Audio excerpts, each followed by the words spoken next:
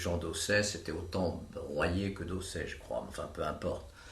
C'était des gens qui étaient de jeunes médecins hospitaliers et qui étaient très attachés, comme souvent d'ailleurs les pédiatres, aux acquis de la biologie. Ils pensaient que l'activité médicale devait être clinique, certes, mais très fondée sur la biologie. Et donc ce groupe réfléchissait de son côté, et je crois que c'était une idée de Jean Dosset. Il s'était dit, pour que les propositions que nous allons faire aient des chances un jour d'aboutir, il faudrait le patronage d'une personnalité prestigieuse. Personnalité prestigieuse qui était reconnu comme un grand clinicien, mais qui depuis toujours avait beaucoup insisté sur l'importance du lien entre la clinique et la biologie, c'était Robert Debré. Donc ils avaient mis Robert Debré à leur tête, si j'ose dire, et comme il s'est trouvé que c'est le fils de Robert Debré qui est devenu Premier ministre en 1958, ce groupe a fait assez facilement passer sa réforme dans une ordonnance. Ordonnance, ça veut dire qu'on était à l'époque d'un gouvernement, je pense encore provisoire, enfin en tout cas qui était autorisé à légiférer par ordonnance. C'est une ordonnance signée de Gaulle, paraphée par d'autres ministres, y compris d'ailleurs Guy Mollet. Guy Mollet, je crois, est un des auteurs de l'ordonnance, en tout cas c'est un des signataires. Voilà. Alors ce qui est rigolo, c'est que, personne ne conteste Debré. C'est comme, il y a une espèce de consensus, c'est comme le général de Gaulle. Quand on sait plus quoi dire, on dit, comme aurait dit le général de Gaulle, comme ça on ne pourra pas discuter. Oui, non, mais alors je ne sais pas si c'est spécial à la France, mais c'est vrai que je pense que toutes les nations ont leur totem comme ça. Bon, ouais. Je l'ai peu connu, je pense que c'était un homme extrêmement intelligent, et qui était vraiment un médecin hors norme. Bon, mais il était très contesté à son époque, parce que c'était un grand mandarin, et même après, moi je me souviens de Minkowski, pour ne pas le nommer, le mandarin aux pieds nus, il n'avait pas de mots assez sévères pour Robert Debré, donc ça c'est pas vrai qu'il n'a pas été contesté. Il a été contesté surtout chez les pédiatres parce qu'il était extrêmement puissant, si vous voulez. Je pense que c'était un homme d'une intelligence exceptionnelle. Alors, cette ordonnance de 58,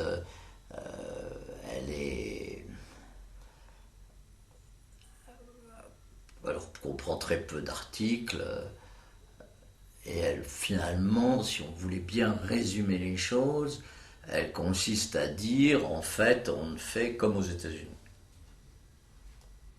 On met ensemble les facultés et l'hôpital pour créer des ensembles hospitalo-universitaires, des centres hospitalo-universitaires qui seront chargés des soins, mais aussi de l'enseignement et de la recherche. C'est le système américain. Et autant qu'ils m'en souviennent, l'article 1 dit que les facultés de médecine, les écoles de plein exercice, etc., enfin les facultés de médecine, et les administrations hospitalières organisent conjointement la totalité de leurs services. Alors il est bien que pour créer les centres hospitalo-universitaires. Alors la totalité de leurs services a été très vite compris par l'administration hospitalière comme le fait que tous les services des hôpitaux d'une ville, siège d'une faculté, étaient par définition hospitalo-universitaires, mais à mon avis, c'est pas ça que ça voulait dire. Ça voulait dire que c'était à la faculté et à l'hôpital, ensemble, de décider de leur propre organisation. Ce qui n'a jamais eu lieu. Ça devait se faire par le biais de conventions, notamment. Il est assez symptomatique de noter que à la Paix de Paris, par exemple, il n'y a jamais eu de convention hospitalo-universitaire. Alors, l'ordonnance de 58 a été complétée en 60 par l'élaboration d'un statut hospitalo-universitaire, et très vite, c'est ce statut hospitalo-universitaire qui a fait fonctionner la réforme. Et il a apporté en particulier quelque chose qui, à mon avis, a été très important, qui était le plein temps. Le plein temps hospitalier était encore discuté dans les années 58-60.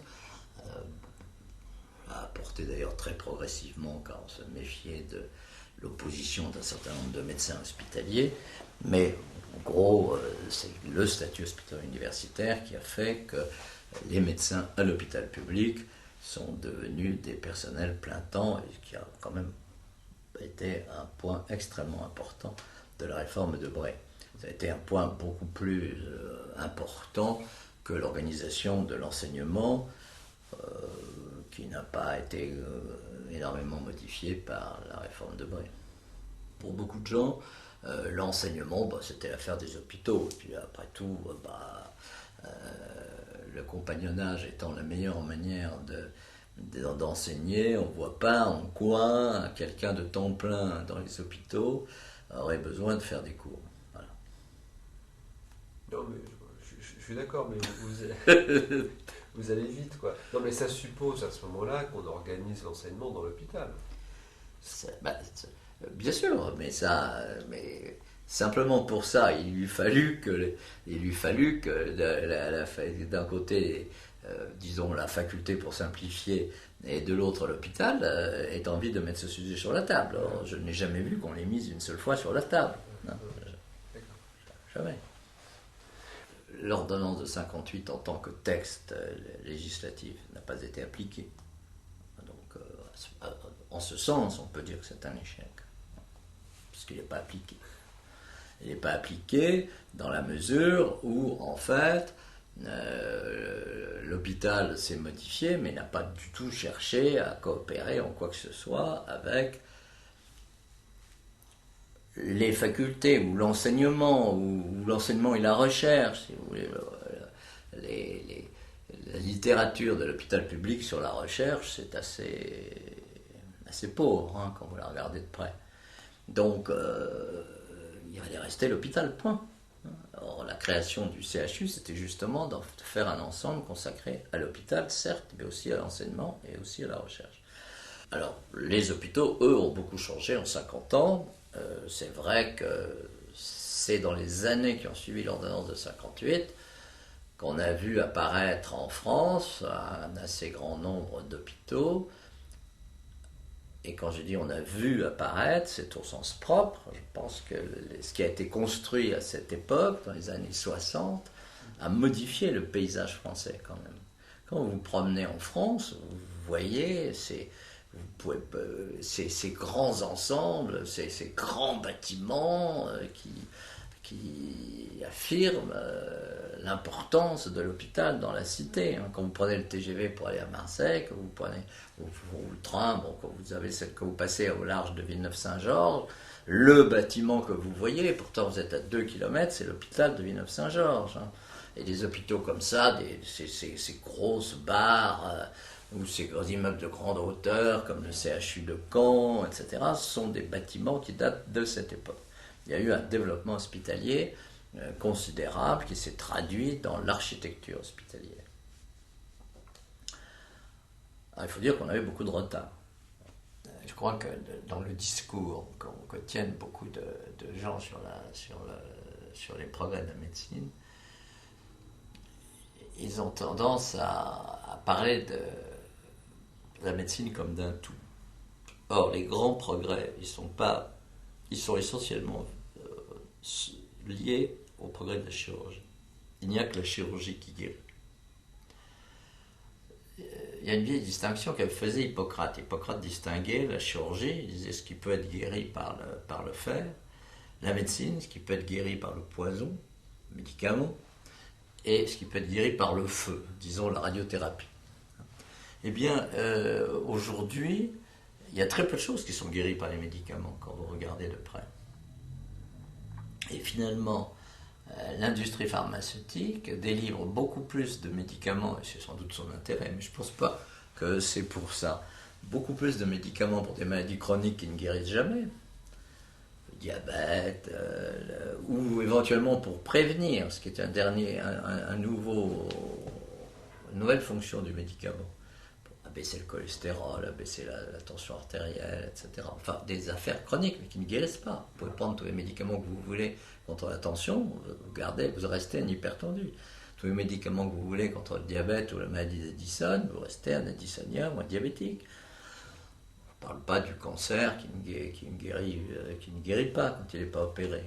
Les seuls cancers qui guérissent sont les cancers qu'on opère, etc. Donc les progrès, en fait, ils viennent de la chirurgie.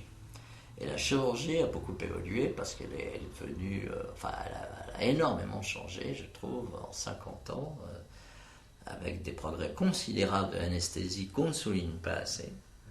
On ne souligne pas assez l'anesthésie, réanimation post-opératoire, avec des progrès considérables dans les techniques, et je crois que c'est un des domaines dans lesquels les chirurgiens français sont très en pointe dans le monde, ils sont souvent écoutés dans le monde entier.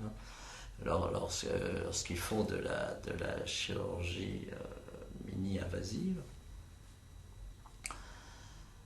donc l'instrumentation nouvelle, aidée d'ailleurs là aussi par le numérique, a fait faire d'énormes progrès qui ne sont pas assez soulignés. Car encore une fois, et puis la chirurgie s'est attelée à des domaines improbables il y a encore 30 ou 40 ans, comme celui des greffes, si vous voulez. Bon, les premières greffes ont été faites à peu près en même temps que l'ordonnance de 58, les premières greffes du Rhum, c'était des échecs. Elles sont maîtrisées beaucoup mieux depuis beaucoup moins de temps. Donc, les progrès considérables tiennent à la chirurgie, tiennent pas aux médicaments, comme on le dit trop souvent. On dit les antibiotiques, comme disait l'inventeur des antibiotiques, Fleming, ce ne sont jamais que des antiseptiques mineurs. Ils n'ont pas changé, grosso modo, beaucoup la mortalité de la pneumonie franche lobaire aiguë. En revanche, la chirurgie, l'anesthésie, réanimation, elles ont fait faire des progrès considérables. Et le deuxième progrès, mais fabuleux, c'est celui de l'imagerie. Aussi bien dans la pratique, car avoir des échographies qui permettent de remplacer, il faut bien le dire, l'examen clinique avec la main, le palper et la percussion, des instruments extrêmement alimentaires, permettent de voir très facilement, n'importe où, n'importe comment, avec des sondes très simples. C'est quand même un progrès fabuleux. Et on n'a pas fini d'imaginer les progrès qui proviendront de l'imagerie plus sophistiquée, qui fait appel à l'IRM ou à la numérisation des images, quelles que soient les techniques utilisées, les scanners spiralés, ou autres. Les images des radiologues, si vous voulez, ont été un progrès également considérable. Il n'y a pas eu d'autres progrès.